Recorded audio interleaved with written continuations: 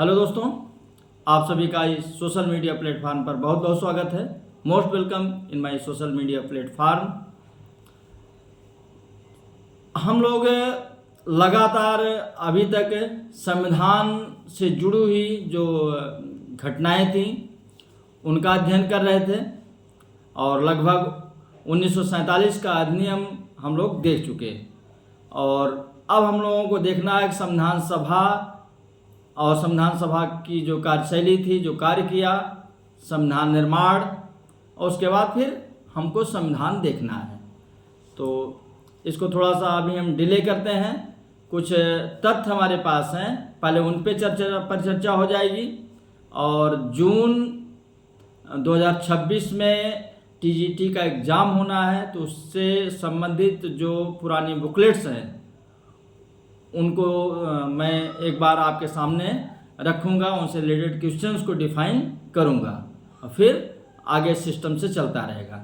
तो आज हम संवैधानिक विकास को देखने के बाद जब हमारा संविधान 26 जनवरी 1950 को लागू हुआ और हमारा देश गणतंत्र बन गया, तो अब गणतंत्र क्या है इसको आप जानते होंगे। तो गणतंत्र की व्यवस्था में राष्ट्रपति का नाम आता है, तो मेरे मन में आया कि मैं आज राष्ट्रपति से संबंधित कुछ तथ्यों को आप तक पहुंचाने की कोशिश करूं। देखिए हो क्या रहा है, 26 जनवरी 1950 को हमारा संविधान लागू हो रहा है, देश हमारा गणतंत्र बन रहा है और उसके 2 दिन पहले ही डॉक्टर राजेंद्र प्रसाद जी हमारे देश के राष्ट्रपति पद को सुशोभित कर रहे हैं। क्यों कर रहे हैं 2 दिन पहले? क्योंकि हमारी जो संविधान सभा गठित हुई थी उसमें बताया गया था, उल्लेख किया गया था कि जो हमारी संविधान सभा हो उसका अंतिम कार्य होगा कि देश के लिए एक अंतरिम राष्ट्रपति को निर्वाचित करेगी। और जब निर्वाचन की बात आई तो जो अंतरिम सरकार थी या जो संविधान सभा थी वहाँ पर थोड़ी मतभेद की स्थिति थी। देखिए व्यवहारिक रूप में जो अंतरिम सरकार है, जो वहाँ मंत्रिपरिषद में लोग कार्य कर रहे हैं, व्यवहारिक रूप से सारा कार्य वही लोग कर रहे थे। तो वहाँ पर सरदार वल्लभ भाई पटेल और पंडित जवाहरलाल नेहरू के बीच थोड़ा सा अंतर विरोध था इस बात को लेकर के किसको बनाया जाए। पंडित जवाहरलाल नेहरू की इच्छा थी कि सी राजगोपालाचारी जी जो उस समय गवर्नर जनरल थे, उनका ये कहना था कि उन्होंने बहुत ख्याति प्राप्त की है गवर्नर जनरल के रूप में, इसलिए उनको देश का राष्ट्रपति भी नियुक्त किया जाना चाहिए। जैसे अभी तक वो देश के प्रमुख थे, अब संवैधानिक प्रमुख बन जाएंगे, तो इसमें कोई बुराई नहीं होगी। लेकिन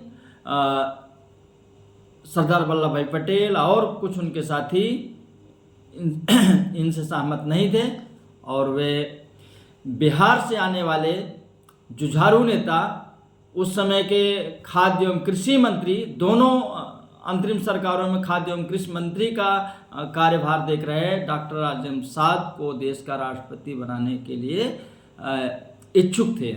और बाद में 24 जनवरी 1950 को उन सबकी मंशा के अनुरूप डॉक्टर राजेंद्र प्रसाद अंतरिम राष्ट्रपति के रूप में कार्य करना शुरू किए और इसके बाद संविधान दूसरे दिन लागू होता है और 1952 में राष्ट्रपति का चुनाव अब क्या है, संविधान सम्मत तरीके से हो रहा है, निर्वाचन आयोग के माध्यम से हो रहा है। जैसे आज होता है वैसे भी पहले होता था कि संसद के दोनों सदनों के जो निर्वाचित सदस्य हैं और राज्य विधानसभाओं के जो निर्वाचित सदस्य हैं उनका जो निर्वाचक मंडल होता है उसके माध्यम से उनका चुनाव होता है। ये पहले भी था।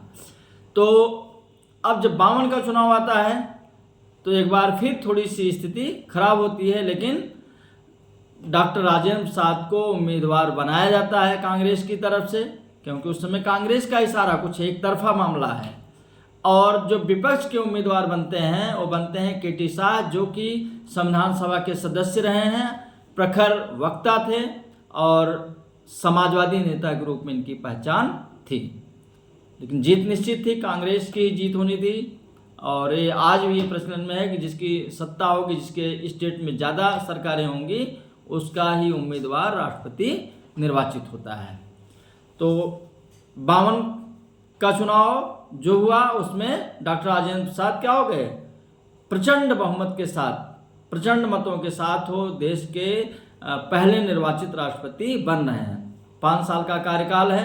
57 में फिर चुनाव हो रहा है मई में, और 57 के चुनाव में फिर देखिए कॉन्ट्राडिक्शन स्थिति आ रही है, कॉन्ट्राडिक्शन सामने आ रहा है कि अब फिर से नेहरू जी क्या चाह रहे हैं कि डॉक्टर राजेंद्र प्रसाद को दोबारा मौका ना दिया जाए, क्योंकि दोनों लोगों में थोड़ी सी खींचतान शुरू से चल रही है। हिंदू कोड बिल और अन्य बिलों को लेकर के नेहरू जी और राष्ट्रपति महोदय के बीच अनबन चल रही है।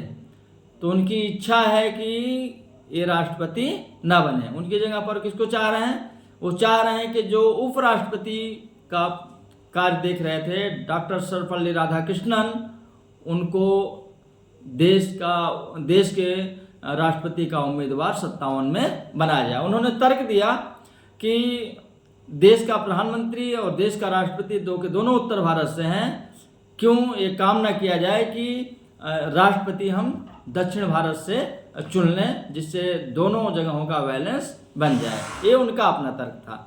लेकिन यहाँ पर भी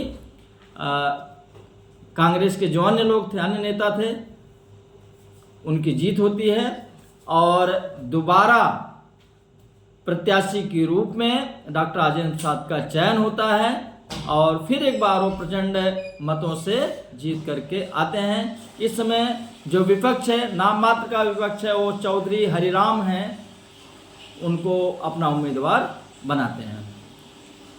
उसके बाद देखिए अभी भी जो लोकसभा का चुनाव 57 में हुआ था, वहाँ पर जो चुनी गई सरकार कांग्रेस की, पंडित जवाहरलाल नेहरू क्या हैं, प्रधानमंत्री हैं, और राष्ट्रपति डॉक्टर राजेंद्र प्रसाद चुने जा रहे हैं।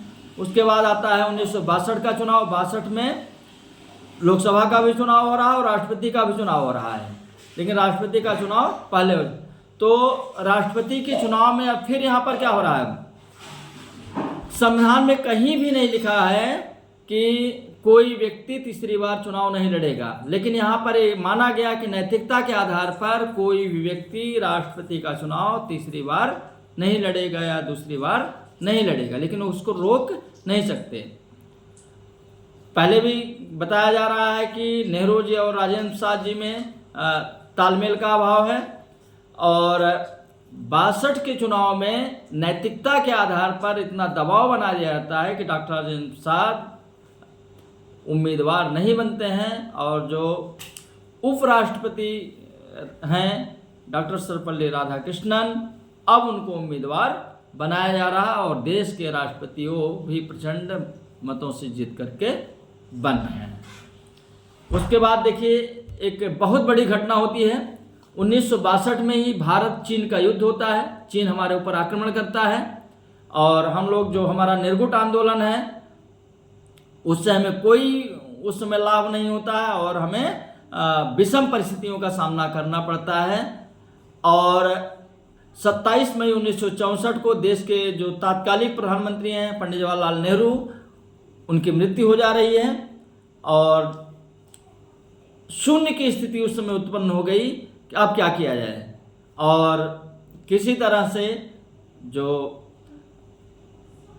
कांग्रेस के बड़े नेता थे लाल बहादुर शास्त्री जी, उनको संसदीय दल का नेता चुना जाता है और वो देश के राष्ट्रपति 9 जून को बंद, क्योंकि अभी यहाँ थोड़ी सी ये स्थिति आ गई थी कि इंदिरा गांधी को लेकर के भी बड़ा नाम चल रहा था, इंदिरा गांधी और लाल बहादुर शास्त्री, और बाद में कांग्रेस के जो बड़े बड़े नेता थे उन्होंने लाल बहादुर शास्त्री जी के नाम पर सहमति जताई और इसलिए 9 जून को जाकर के उन्होंने कार्यभार ग्रहण किया। और 18 महीना के बाद उनकी भी मृत्यु हो जाती है। 11 जुलाई 1966 को उनकी मृत्यु ताशकंद में हो जाती है समझौते के समय। और अब 67 में क्या हो रहा है, 67 में लोकसभा का भी आम चुनाव हो रहा है और 67 में राष्ट्रपति का भी चुनाव होना है।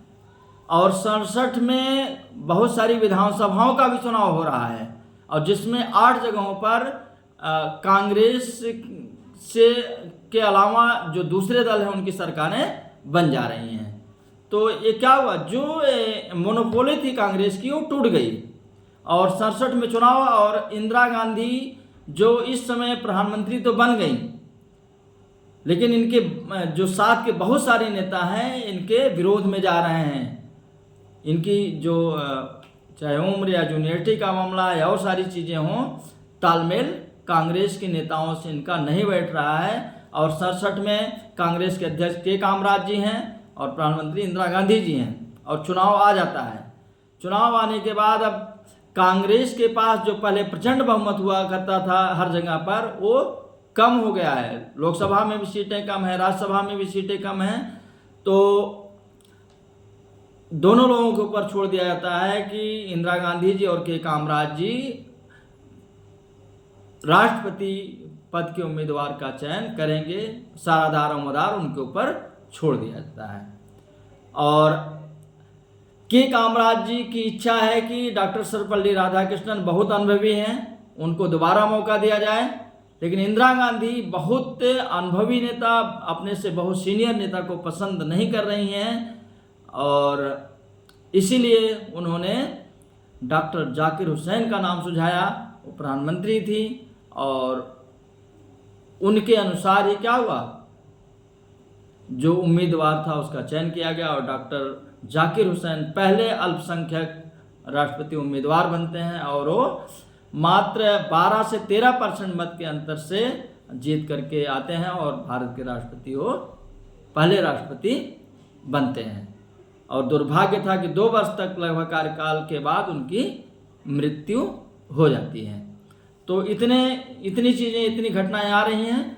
और जो सबसे महत्वपूर्ण घटना होगी 1969 का जो चुनाव होगा, इसी बीच कांग्रेस का विभाजन होगा, और जो राष्ट्रपति की मृत्यु हो चुकी है, जो उपराष्ट्रपति हैं वो कार्यवाहक राष्ट्रपति के रूप में कार्य कर रहे हैं, वो भी रिजाइन करते हैं, और उसके बाद चुनाव है। ऐसे में एम हिदायत उल्लाह, जो कि सर्वोच्च न्यायालय के चीफ जस्टिस हैं, सुप्रीम कोर्ट के चीफ जस्टिस हैं, वो भी क्या है, एक्टिंग प्रेसिडेंट के रूप में कार्य कर रहे हैं। बड़ा यहाँ पर ड्रामाबाजी होती है, एकदम राजनीतिक जो पॉलिटिकल ड्रामा देखने को मिलता है। तो बस आज इतना ही, और इस सीरीज में हम कल की क्लास में आगे बढ़ेंगे, और इस हिसाब से हम जो राष्ट्रपति द्रौपदी मुर्मू तक आपको सारी कहानी बताएंगे, और सारे लोगों के नाम, सारी घटनाएं आपको याद आ जाएंगी। Thank you.